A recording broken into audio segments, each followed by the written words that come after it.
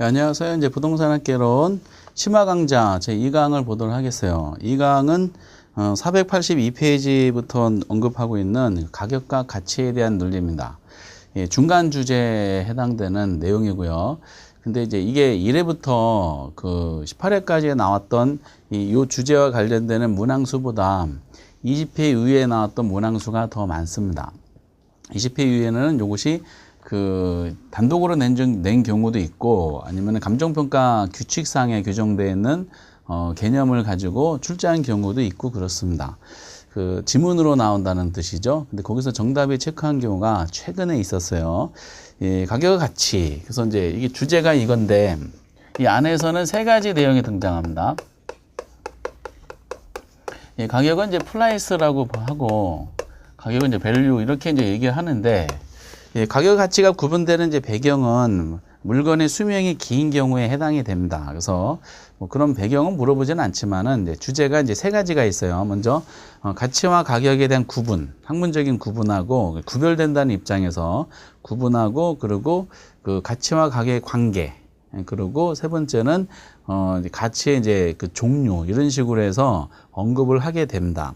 가치의 종류를 논할 때는 이제 감정평가 규칙에 규정되어 있는 내용을 이제 베이스를 깔아놓고 여러분들 정리해 주셔야 됩니다. 제일 먼저 가치와 가격 간의 구분이죠. 가격과 가치의 구분. 이 구분에 대한 논리는 오른쪽에 483페이지에 그 표가 그려져 있어요. 책은 가치가 왼쪽에 있고 가격은 오른쪽에 있네요. 저는 이제 가격을 왼쪽으로 가치를 오른쪽으로 한번 해보도록 하겠습니다. 먼저 이제 이 가치와 구별되는 가격이고 가격과 구별되는 가치 이 두 가지가 구별한다는 입장에서 학문적으로 이제 접근하는 사고방식이다라고 미리 전제를 깔아놓도록 하겠어요. 먼저 이제 가격을 논할 때는 시장을 이제 가정을 합니다. 시장을 무슨 시장 가정하냐면은 현실 시장을 가정을 해요. 현실 시장을 가정하는데 현실 시장은 어떤 물건의 가치를 왜곡시키는 불완전한 요인이 많은 시장을 말하죠. 그래서 불완전 경쟁 시장을 가정한 내용이 현실 시장이다라는 겁니다. 그 현실 시장에서 개념이 등장하죠. 가격이라는 것은 이제 매수자, 수요자와 매도자, 공급자 간에 실제로 거래된 금액 이렇게 정의를 내려주는 게 우리 시험 내용입니다. 수요자, 공급자, 매수자, 매도자가 실제로 거래된 금액 이거를 다르게 표현했을 때 매수자가 매도자에게 실제로 지불한 금액 매수자, 매도자 간에 실제로 교환한 금액 이렇게 시험에 나왔었어요. 다 같은 말입니다. 그래서 거래 당사자 간에 실제로 거래된 금액입니다. 불완전한 시장에서 이렇게 그럼 실제로 거래됐다라고 얘기했기 때문에 요거는 이제 얼마의 당사자 간에 얼마에 거래했는지는 확인하는 거죠. 언제 과거에 벌어진 사건을 거래 사건을 확인해서 나오는 겁니다. 그래서 이제 가격이라는 것은 요런 실제 거래된 금액이기 때문에 과거의 값이다라고 얘기를 하게 되는 겁니다. 이거를 이제 얼마 전에 시험에 나왔을 때 가격은 현재 값이다라고 출제해서 오답이었고 정답으로 체크한 적이 있었어요. 어쨌든 과거 값이고 그럼 이거는 확인한다 그랬죠. 그럼 기준 시점에서 이 가격은 특정 날짜에 거래된 금액이다 보니까 저희들은 부동산 가격을 거래할 때 그 금액을 정하면서 이게 가격이 이럴 수도 있고 저럴 수도 있고 정하지 않잖아요. 거래 금액을 확정시켜 놓고 하죠. 기준 시점에서 가격은 하나의 값만 갖게 됩니다. 그래서 이제 우리는 요 세 가지가 출제를 해요. 가격과 가치를 구별하는 내용에서 실제로 거래된 금액은 가격이고 그 불완전한 시장에서 그리고 실제로 거래된 거니까 얘는 과거의 의미를 가지는 값이고 기준 시점에서 얘는 하나의 값만 이제 확인이 된다라고 얘기를 하게 되는 겁니다. 그에 비해서 가치라는 것은 뭐냐면은 시장 전제 조건이 달라요. 얘는 합리적 시장을 가정합니다. 합리적 시장이라는 것은 어떤 가치를 왜곡시키는 그 요인이 없는 시장을 말해요. 그러니까 완전 경쟁 시장에 가장 가깝다라고 판단하는 시장이야. 그래서 평가사들이 가치를 정할 때는 어떤 왜곡된 요소가 없는 완전 무결한 시장을 전제로 해서 그 금액을 결정하게 된다라는 논리가 나오게 됩니다. 그러면 합리적 시장에서 얘는 그 근거 가치와 구별하는 근거가 이게 숨이 긴 경우 숨이 길다는 걸 가정한다 그랬죠.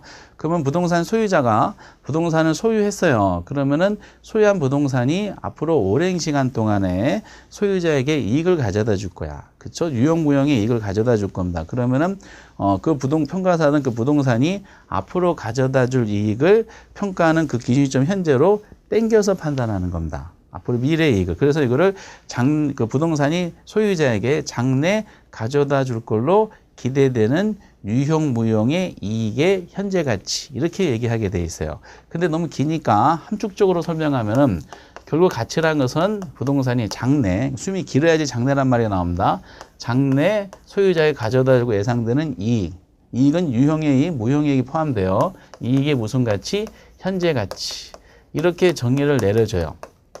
그럼 이렇게 정의를 내려주다 보니까 이 현재 가치, 현재 값을 구하는 거죠. 그래서 가치는 현재 값이다라고 얘기를 하게 됩니다.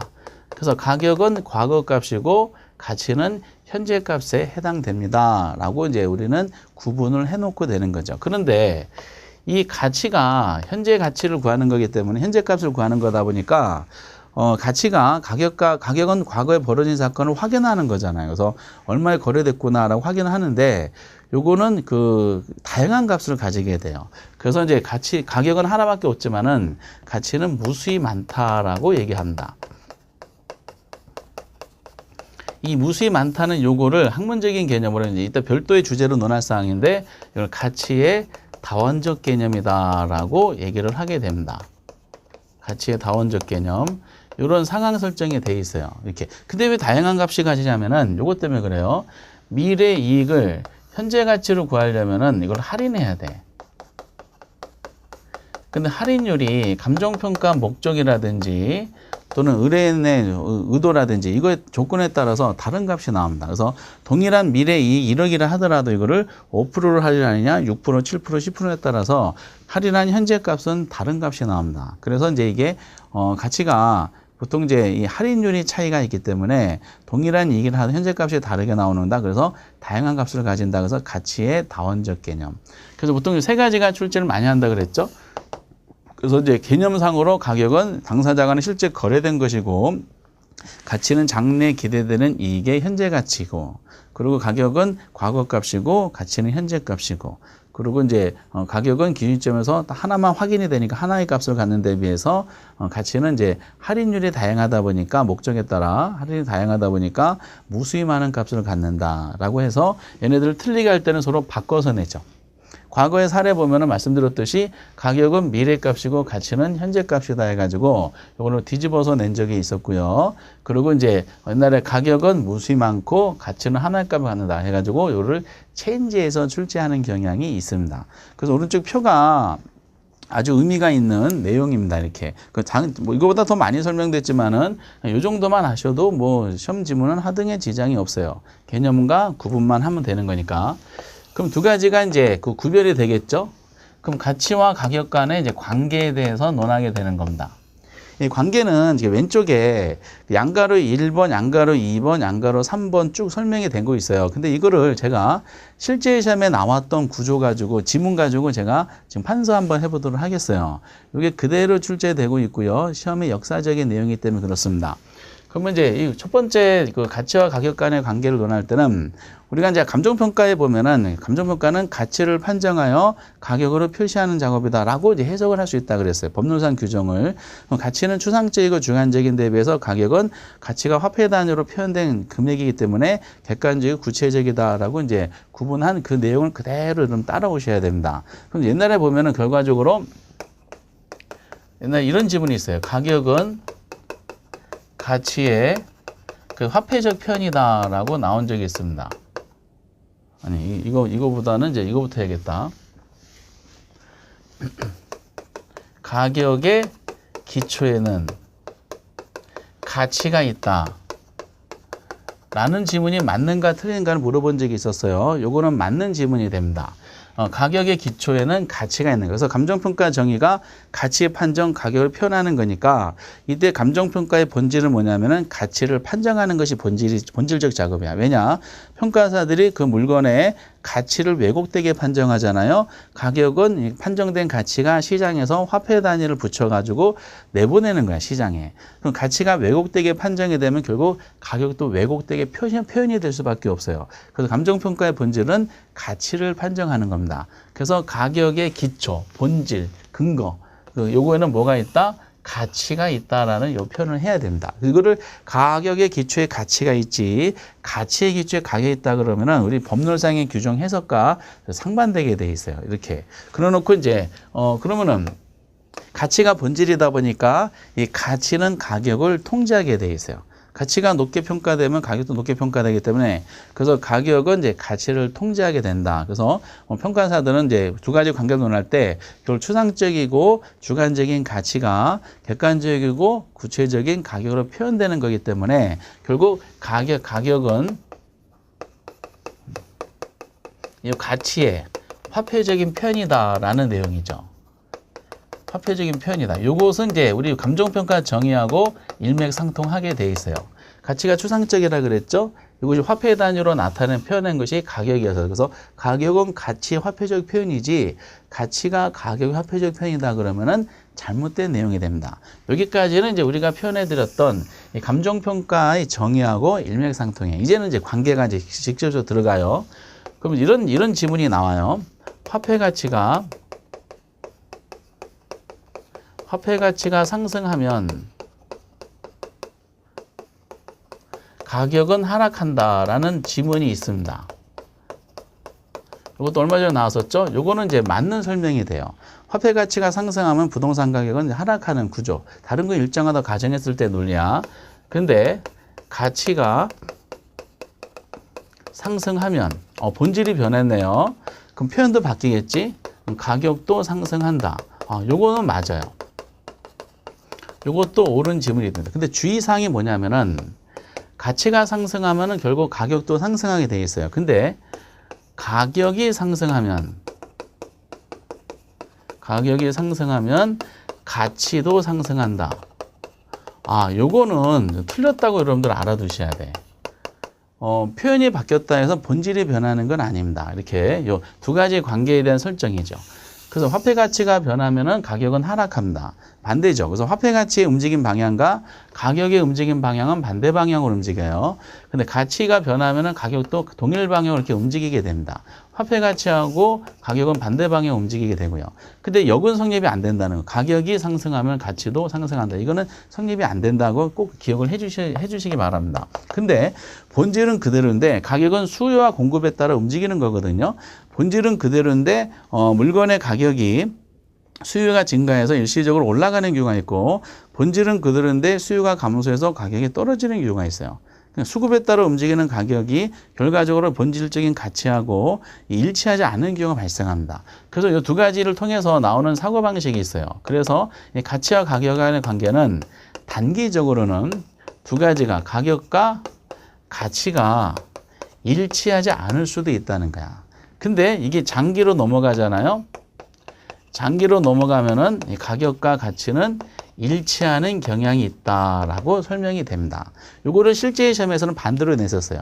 실제 시험은 단기적으로는 가격과 가치가 일치하고 장기적으로는 가격과 가치 괴리가 된다. 이렇게 이제 표현했었어요. 그러면은 이 불일치되는 현상이 일치되는 과정으로 넘어와야 되잖아. 그럼 뭐가 변해서 어느 쪽으로 지향해야 될 텐데 이때 주의사항은 불일치가 일치될 때는 어떻게 가격의 가치로 지향하게 되면서 이 두 가지가 일치하는 경향이 있다는 거야. 뭐가 뭐를 지향한다고요? 가격이 가치로 지향하면서 일치가 됩니다. 결과적으로 이 최종적인 결론이 있어요. 결국 이 가치라는 것은 평가사가 평가하는 가치는 이 가격이라는 요소 있죠? 가격의 장기적인 균형치다라고 이제 우리는 마무리를 짓는 겁니다. 이렇게 이제 언급이 되는 거야. 이렇게. 그래서 이것이 시험의 이제 역사적인 내용이에요. 그래서 책에 482페이지 양가로운 3번 가치와 가격 간의 관계가 밑에 쭉 서술되어 있는데 요거에 대한 해석이 되면 돼. 근데 이거를 무조건 하는 것은 아니고요. 이제 구조적으로 이해하시는 게 되게 중요한 것 같아요. 이 논리는 감정평가 이론에서만 나오는 것이 아니고 주식 투자에서도 나오는 거 됩니다. 주식 투자할 때, 주식 강좌할 때 일반 그 주식 투자자들한테 가장 강조하는 것이 가격 투자하지 말고 가치 투자다 이렇게 표현합니다. 가치 투자라는 것은 당신이 투자하고자 하는 그 주식의 그 기업 있죠. 기업의 본질을 보라는 거야.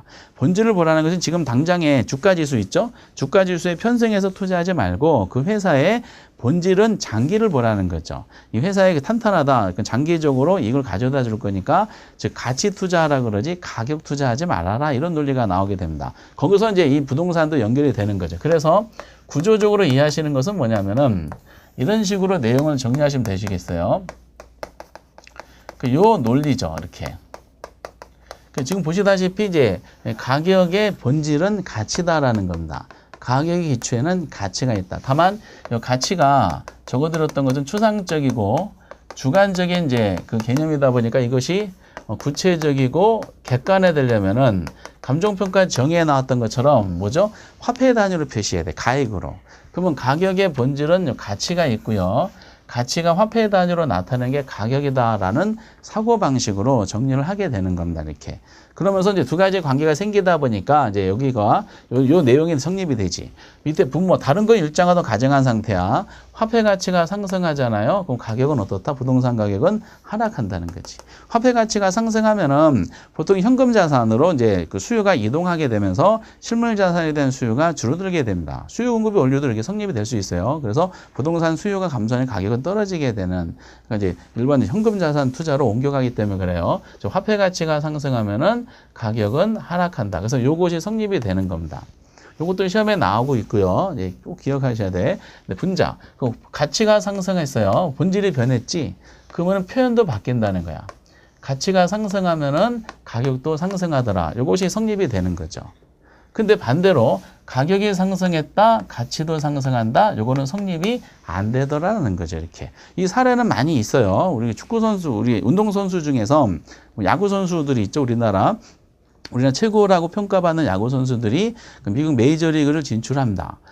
그러면은 그 사실상 진출할 때는 그 선수의 미국 기준으로 봤을 때는 가치는 그냥 별 볼 없는 거야.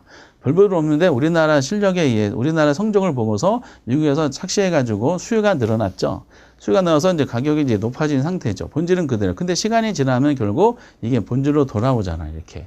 그래서 이제 가치가 변한다 그래서 가치가 변하면 가격은 변하지만은 가격이 변한다 해서 표현이 바뀌었다 해서 본질이 변한다는 보장은 없다는 겁니다. 이렇게. 그래서 이것이 성립이 됩니다. 근데 일시적으로 운동수 말씀드렸던 것처럼 본질은 별 볼일 없었는데 이만큼인데 일시적인 수요 증가로 가격이 높아지는 경우도 있고 가격이 떨어지는 경우도 있을 수가 있어요. 그럼 그러다 보니까 단기적으로는 가격 가치는 일치하지 않을 수가 있다는 거야. 얘는 그대로인데 얘가 올라가고 떨어지다 보니까. 근데 시간 지나면 결과적으로 어디로 돌아와요? 본질로 돌아온다는 뜻이지. 이렇게. 이런 부분이죠. 우리 시험도 마찬가지인 것 같아요. 여러분들이 이제 시험 내공이 쌓이시면은, 가격을 가지고 본인 실을 판단하지 마시고, 본질 가치 가지고 판단하셔야 돼. 그래서 모의고사 보실 때 뭐 난이도 조정을 저희들이 들어가는 거기 때문에 회차마다 이게 점수에 연연하지 마시고 이런 본질적인 실력이 있겠죠. 그래서 이제 60점 이상, 70점의 실력이 본질이다. 그러면 모의고사가 잠깐 떨어졌다 하더라도 결과적으로 시험 땅에는 높아질 것이고, 그래서 난이도 쉽게 나왔을 때 점수가 90점 나왔다. 그래서 흥분하지 마시고, 방심하면 안 된다는 거죠. 결국에 본질로 돌아온다는 뜻이야. 그러니까 평균 점수로 다 돌아온다는 뜻입니다. 이렇게. 그래서 저희들은 그래서 본질에 대한 논리를 공부하시면서 본인의 가치를 높이는 게 중요하지 가격을 이제 일시적으로 높이는 거 이건 의미가 없다는 뜻입니다. 어쨌든 이제 이런 식으로 가치와 가격과 단기적으로 괴리되고 장기적으로는 그래서 일치하는 경향이 있더라는 말이 성립이 되죠. 요거를 이제 경제론적으로 따지면은 아마 이런 논리가 등장하는 것 같아요. 여기에 가치 추계선이라고 판단하고 요것이 가격선이다라고 판단해 보시기 바랍니다. 여기 1번 영역이 있고 2번 영역이 있어요. 그 1번 영역에 대한 논리는 여기 가격이 가치보다 높은 상태가 지금 형성이 되어 있어요. 가격이 가치보다 높다. 그러면은 이 가치는 이만큼인데 가격이 보다 높게 형성이 되어 있죠. 그럼 요 가격이 가치보다 높은 가격을 우리가 거품 가격이라 그럽니다. 그럼 거품이 껴있는 부동산에 대해서는 앞으로 장래죠. 가치가 장래를 고려하는 거야. 장래에 이 거품이 꺼질 거에 대한 두려운 마음이 시간이 지나면 점점 커지게 됩니다. 거품이 꺼지면은 갑자기 폭락을 하게 되거든요. 그러니까 거품이 잔뜩 껴있는 이 물건에 대해서 수요가 감소합니다. 수요가 감소하면은 결국 물건의 가격은 점점 하락하게 돼 있어요. 하락하는데 어디까지 하락하냐? 가격과 가치가 일치하는 선에서 이렇게 하락하게 돼 있습니다. 그럼 2번의 영역을 보면은 2번은 요 영역이죠. 이 가격이 여기 가격선이야. 가격이 가치보다 낮게 돼 있어요. 그럼 본질보다 낮게 돼 있죠. 그럼 가격 가치보다 낮은 요거를 우리가 저평가됐다라고 얘기합니다. 그럼 저평가된 물건은 앞으로 장래죠. 장래 상승할 거에 대한 기대감이 생기는 거지. 그러면 수요가 증가하는 거죠. 수요가 증가하면 가격이 상승하게 돼요. 어디까지? 여기까지 상승하게 됩니다. 결과적으로 보시다시피 뭐 과정은 시험에 내지 않지만은 두 가지를 보면은 일시적으로 가격과 가치는 일치하지 않는 현상이 나타나죠. 근데 장기가 되면 얘네들은 일치한다는 뜻입니다. 이렇게. 그때 가격이 변하게 되겠죠. 그러면 평가사들은 이 부동산 가격의 수급에 따라 요동쳐서 일시적으로 나타나는 요거에 대한 내용을 평가하는 것이 아니라 얘네들의 장기적인 균형점이 있죠. 장기적인 균형점. 본질적인 부분 요거를 평가하는 겁니다. 요 시점에 대한 평가.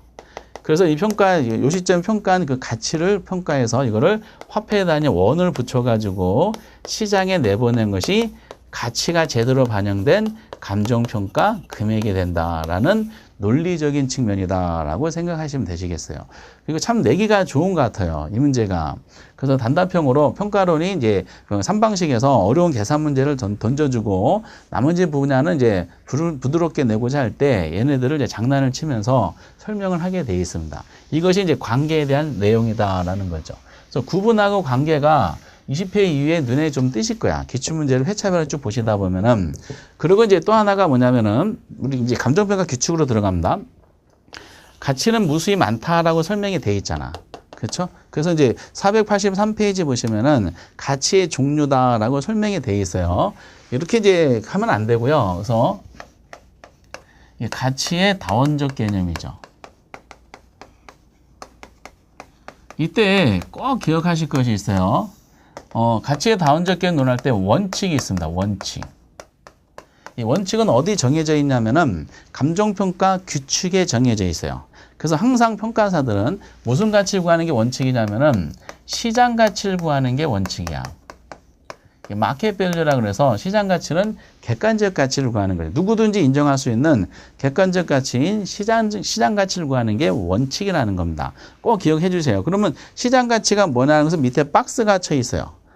박스를 꼭 별표 치셔가지고 알아두셔야 돼요. 얼마 전에 3년 전인가는, 2년 전인가 3년 전인가는 이 박스에 있는 시장 가치를 그대로 설명해 놓고 그 안에 구성 요소 글자 하나 다 바꿔버려요. 이렇게. 그래서 시장 가치를 구하는 게 원칙인데, 그러면 시장 가치가 뭐냐? 라는 내용에 대한 그 규정이 설명이 돼 있을 거 아니야. 이 규정이 이제 시장 가치의 그 박스 안에 있는 개념으로 들어가 있어요. 시장 가치라는 것은 뭐냐면은 그 조건이 거의 5가지 항목 키워드를 꼭 알아두세요. 시장 가치란 먼저 대상 물건이 통상적 시장이라는 게 있어요. 요걸 장난친 거야. 통상적 시장을 한정적인 시장이라 해가지고 요거는 시장에 대한 조건입니다. 통상적인 시장에서. 그러면 통상적 시장이라는 것은 우리가 가치를 가정한 합리적 시장과 유사한 개념이에요. 그래서 통상적 시장은 그냥 어떤 가치를 왜곡시키는 요소가 없는 완전 경쟁 시장에 가장 가깝다라고 평가받는 시장을 우리가 통상적인 시장 이렇게 얘기를 하게 됩니다. 그 통상적 시장에서 거기서 나온 통상적인 시장에서 충분한 기간, 충분한 기간 동안 거래를 위해 공개되는 이렇게 나왔잖아. 그래서 이제 이 기간에 대한 조건이 나오죠. 충분한 기간. 충분한 기간 거래를 위해서 공개가 돼야 돼요. 충분한 기간 공개가 되면은 그 시장에 나온 물건에 대한 정보가 다 시크가 되죠. 그래서 정보의 비대칭성으로 인해서 물건의 가격이 왜곡되는 현상을 이제 방지한다. 이런 논리야. 충분한 기간 거래 공개된 상태에서 그 물건의 거래하고자 한 물건의 내용에 정통한 당사자라는 말이 나옵니다. 물건의 정통한 당사자.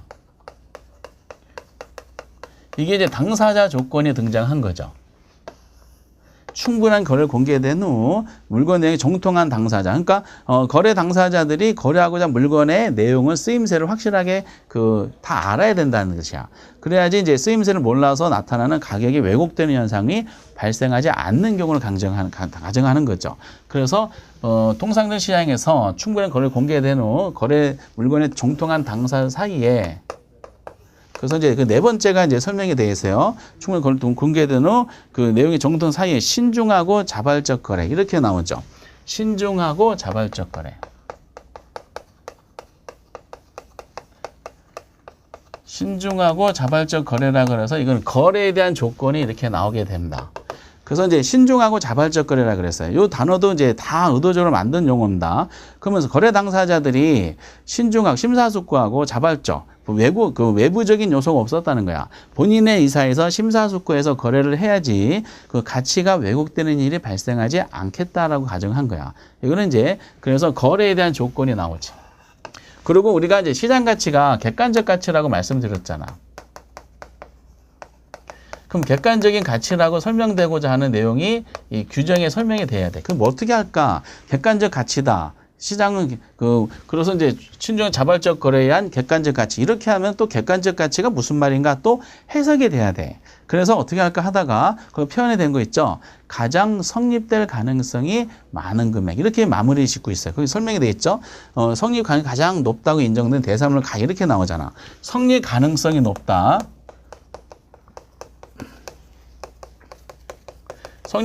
성립 가능성이 높다고 인정되는 금액이야. 이거는 결과적으로 이 물건이 누구한테 물어보든 1억이다라고 한 거야. 다 1억에 거래하겠대. 그럼 100% 분이 다 1억 이러면은 그 물건은 1억으로 객관화 돼 버린다는 거야. 그래서 성립 가능성이 높다고 인정된 대상 물건 가액. 이 부분이 뭐냐면은 시장 가치의 객관성을 설명한 겁니다.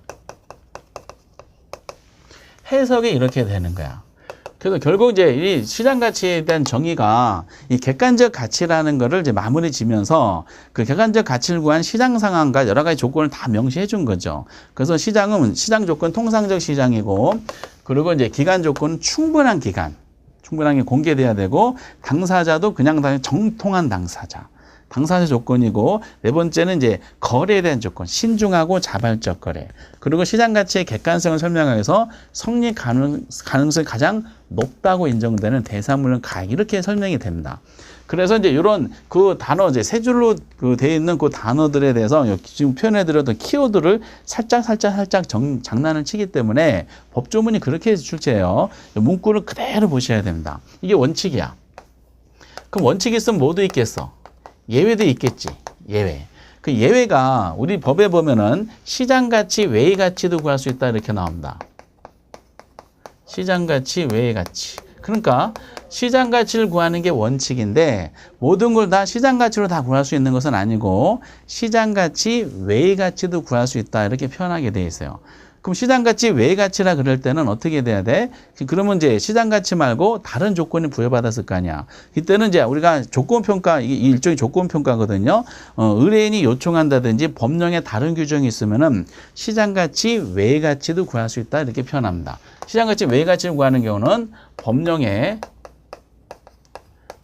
다른 규정이 있거나 그대로 적어볼게. 규정이 있거나 그러면 의뢰인이 요청하는 경우 요것도 시험에 언급을 했어요. 그러면 이제 이때 법령에 다른 규정이 있을 때 시장 가치 말고 다른 가치를 구해달라고 법령에 다른 규정이 있으면 법의 규정대로 하는 법정 평가이기 때문에 이거는 그대로 인정할 수밖에 없어. 항상 문제가 되는 것은 의뢰인이 요청하는 경우야. 근데 의뢰인이 요청한다 해서 이건 조건 평가잖아. 무조건 평가하는 것이 아니라 의뢰인이 요청한 내용을 검토합니다. 검토를 통해서 의뢰인이 시장 가치 말고 다른 가치를 구해달라 그랬을 때 이 검토하는 과정이 시장 가치 외의 가치 구해달라는 조건이 합리적이냐, 또 적법하냐, 요거를 따져가지고 똑같은 논리야. 이게 충족하면은 시장 가치 외의 가치 구할 수도 있고 충족하지 못하면은 거절하는 경우입니다. 이렇게 여기까지가 요 내용이 어디에 설명되어 있는 거냐면은 감정평가의 규칙에 설명이 되어 있는 내용이야. 그래서 우리나라 규칙은 그래서 이렇게 돼 있다는 거죠. 시장 가치를 구하는 게 원칙이다. 시장 가치 개념 나오고 시장 가치 외의 가치도 구할 수가 있다. 이렇게 설명이 되고 시장 가치 외의 가치를 구할 수 있는 상황 설정해주고 그때 이제 일종의 조건 평가니까 검토 상황까지 규칙에 규정이 돼 있어요. 이렇게. 그래놓고 이제 그 다음 내용입니다. 여기는 법에 규정된 거니까 그대로 보시면 돼요. 그럼 시장 가치 외의 가치가 뭐가 있는지라는 종류가 있을 거 아니야. 이 종류까지 전부 다 법률에 다 규정할 수는 없어요. 그래서 이 종류에 대해서는 실무적인 내용으로 맡기는 것 같아. 그래서 이 시장 가치 외에 다양한 가치에 대해서 종류가 쭉 설명이 되고 있는 겁니다. 쭉. 그래서 거기 먼저 책의 타이틀에 그 밑에 433페이지, 83페이지에 그 투자 가치라는 말이 설명이 돼 있죠. 투자 가치. 그럼 제목만 보시면 돼. 투자 가치. 이 투자 가치는 이제 우리가 A라는 부동산이 있다. 이 A 부동산에 대해서 이제 이 가치를 구해야 되는데 이 그럼 이게 누가 관심 갖는 거냐면 투자자가 관심 갖는 거죠. 투자자가 그럼 이 부동산을 살까 말까 고민할 거 아니야. 고민하면은 이 내가 매입한 부동산을 내가 취득한 이후에 운영하면 미래 이익이 나올 거 아니야. 그럼 장래 이익에 대한 내용을 현재 가치로 구한 것이 뭐다? 이 투자 가치야. 그때 장래익을 현재 가치 구하다 보면 미래익을 현재 구할 때 할인해야 되잖아. 할인율을 뭘로 할인하냐면은 투자가 계산할 때는 요구수를 가지고 할인해요. 그 요구수는 주관적 수익률이야, 객관적인 수익률이야. 앞에서 투자를 공부하셨던 것처럼 주관적 수익률이잖아요. 때문에 얘는 투자 가치는 개념의 장래익의 현재 가치로서 주관적 가치가 된다라는 거죠.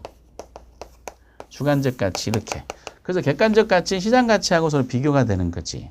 주관적은 투자자가 매입하는 부동산에 부여하는 투자 가치, 주관적 가치, 장래익의 현재 가치. 그리고 이제 거기 보면은 이제 사용 가치도 있어요. 사용 가치는 이거 뭐냐면 이 부동산 소유자가 부여하는 거야. 이 소유자가 이 부동산을 소유하고 사용하잖아. 그럼 본인이 사용하면서 향유하는 이익의 현재 가치야. 그럼 소유자들도 본인의 사용 가치를 판단할 때는 어떻게 해요? 내가 이 부동산 소유하고 사용하는데 소유기간이 부동산 수명이 기니까 오랫동안 부여할 거 아니야. 그래서 장래 이익에 똑같이 현재 가치로 가는 거죠. 그래서 사용 가치란 말은 표현 그대로 부동산 소유자가 부동산을 사용하면서 향유하는 만족감을 말하는데 이게 오랜 시간 동안이니까 향유하는 만족감은 오랜 시간 동안의 장래익의 현재 가치야. 그때 이 소유자도 미래를 현재 가지고 구할 때 뭘로 할인하냐? 요구수를 가지고 할인해요. 때문에 이제 사용 가치도 주관적 가치가 됩니다. 소유자가 부동산을 소유하면서 사용하면서 향유하는 이익의 현재 가치라는 뜻이 되는 거죠. 부동산에 부여하는 가치가 되는 겁니다.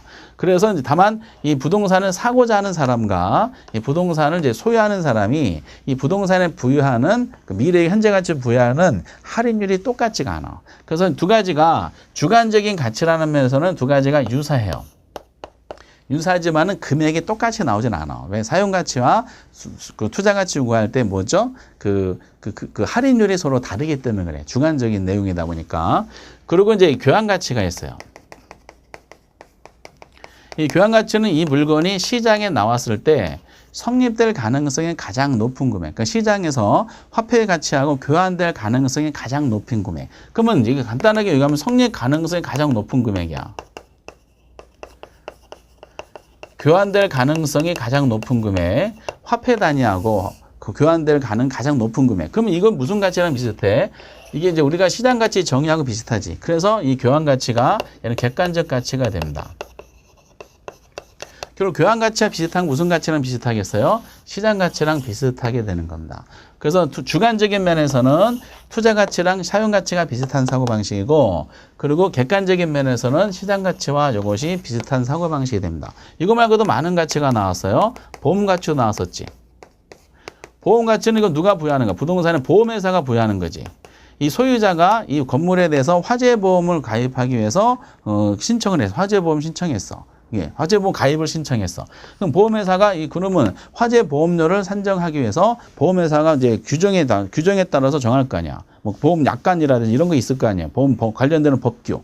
법에 정해진 대로 이 물건을 평가하는 거야. 보험회사가 보험료 산정하기 위한 평가 기준이 있을 겁니다. 거기에 맞춰서 평가하는 게 보험 가치야. 그리고 이것은 이제 또 이 건물이 이제 수용당했어. 수용당하면은 이제 공익사업 주체가 감정평가사한테 의뢰해서 감정평가를 이제 해달라고 할 거 아니야. 그럼 이제 보상 가치가 나. 그럼 보상 금액 산정해야 되니까. 그럼 보상 가치 산정하면 보상과 관련되는 법률이 있어. 건물은 뭘로 보상, 지작물 보상으로 해가지고 보상하는 법에 맞춰서 평가하는 겁니다. 이렇게. 그 보상 가치야, 이렇게. 그리고 이 소유자가 이거를 자기가 이제 소유한 부동산을 다른 사업하기 위해서 건물을 은행에 담보를 해서 대출받고자 해. 그럼 은행이 이 건물의 대출액을 얼마를 결정한 것인지 단위가 좀 크다고 판단할 때는 감정평가업자한테 의뢰할 수가 있어. 이게 이제 담보 가치가 되겠지. 담보 가치. 이렇게 논리가 나오는 거야. 담보 가치. 그런데 이제 담보 가치인데, 이 사람이 대출을 받았겠어. 담보적인 대출을 받았는데 장사가 안 돼가지고 사업이 안 돼서 그걸 못 갚네. 그럼 은행이 그럼 이 건물을 이제 저당권자로서 은행이 어떻게 돼서 이걸 경매 신청하겠지. 경매 시장에 나왔을 거 아니야. 그럼 경매 시장에 나오면 평가사 경매 물건 나왔네. 그럼 경매와 관련되는 법규를 적용해가지고 이 물건을 이제 감정평가합니다. 그게 경매 가치야. 다 적용되는 법이 달라. 보험 가치, 보상 가치 이런 거 할 때. 그리고 또 하나가 이제 이 건물을, 그래서 건물 소유자가 이 건물을 이제 관리하면서, 부여하게 됩니다. 그래서 이제 이거를 장부상에 구하는 장부 가치가 나와. 그래서 이제 이게 취득한 시점에 취득가격으로 재무상태표에 이제 차변에다가 자산 항목 등장하고, 그리고 이제 이게 신축 시점부터 기기 시점까지 감가상각비 누적시켜서 그 내용을 평가하게 돼 있어요. 그래서 이제 이거는 장부상의 취득가격, 이걸 기준으로 감가상각비를 제외한 장부상의 잔존가치. 다 하기 나름이야, 이게. 이거를 이제 그리고 공익목적으로 제한 공익가치를 꼭 알아두세요. 공익 목적은 소유자가 이거를 본인이 수익 활동을 하는 것이 아니라 이거는 공화원이라든지 복지센터로 이용하고 싶어. 그럼 공익 가치는 무슨 목적으로 이용하는 거야? 경제적 활동이 아니라 얘는 비경제적 이용. 그러니까 이것이 항상 가능성이 있는 부분이 공익 가치 중에 하나입니다. 왜냐하면 보험, 보상, 담보, 경매, 장부라는 말은 이 명칭상에서 내용이 다 드러나 있어요. 공익 가치도 기억해 주시기 바랍니다. 경제적이 아니라 비경제적 이용으로 제공됐을 때 그 부동산에 부여하는 가치. 이게 비경제적 이용, 비경제적 이용이야. 이거 여기 포인트가 됩니다. 이렇게. 그러니까 결국 부칙의 나름이에요. 이렇게. 그래서 이제 사실상 많은 부분들이 이제 우리가 존재할 수 있겠지만은 이렇게 같은 물건이라 하더라도 감정평가를 의뢰하는 사람의 주관적인 의사라든지 또는 이제 이렇게 적용되는 법률에 따라서 그 사용하는 목적에 따라서 같은 물건이라 하더라도 다양한 가치가 나온다. 이걸 가치의 다원적 개념이다라고 설명이 됩니다. 여기까지가 가격 가치 중간 주제라서 일부러 시간을 할당해서 논해보긴 했지만은 가격과 가치에 대한 논리를 이렇게 쭉 이제 구분이라든지 관계라든지 감정평가 규칙상에 규정되는 가치의 다원적 개념인 종류를 시장가 중심으로 해가지고 이렇게 정리를 해주시면 되시겠어요. 아주 의미가 있어요. 그래서 이제 이게 거기 다양한 가치가 책에 잘 설명이 되어 있기 때문에 484페이지까지 구분해 보시고. 그 484페이지 밑에 이제 거기 보면 밑에 가격의 특징은 안 보셔도 돼요. 이거는 뭐 우리 시험에서는 뭐 옛날에 나온 적이 있었는데 사실상 이 안에 다 들어가 있는 거라서 그건 참고만 하시기 바랍니다. 이렇게. 다만 오른쪽에 보충학습이라는 말이 나왔죠. 보충학습은 가격의 이중성이라는 단어가 나왔는데 이중성의 개념은 뒤에 가격 재원칙을 하면서 언급을 한번 해보도록 하겠습니다. 그 개념을 알고 계셔야 돼. 이중성이라는 부동산 가격 이중성이 무슨 뜻이냐 알아두시고 그 오른쪽에 이제 나왔던 그 예제를 가지고 참고하시면 되실 것 같아요. 이렇게까지 이제 가치와 가격에 대한 중간 주제에 대한 논리가 나오는 거다라고 정리 한번 해보시기 바랍니다. 그리고 이제 486페이지부터 이제 우리가 가치에 대해서 언급하는 내용들이 들어가게 됩니다. 그래서 어떤 내용이 이제 우리가 또 언급을 하고 있는지 다음 시간에 좀 더 이제 세부적인 내용을 보도록 하겠습니다. 테마별로 잡아가지고, 예, 여기 되게 중요합니다. 갑자기 중요해져서 20회 이후에 잘 정리해 주시고, 이것만 알면은 이게 출제됐을 때 아주 쉽게 맞출 수가 있을 겁니다. 그래서 문제만 잘 풀어보시면 돼요. 지문도 많지가 않기 때문에 그래요. 여러분들 대단히 수고하셨습니다. 다음 시간에 찾아뵙도록 하겠습니다. 감사합니다.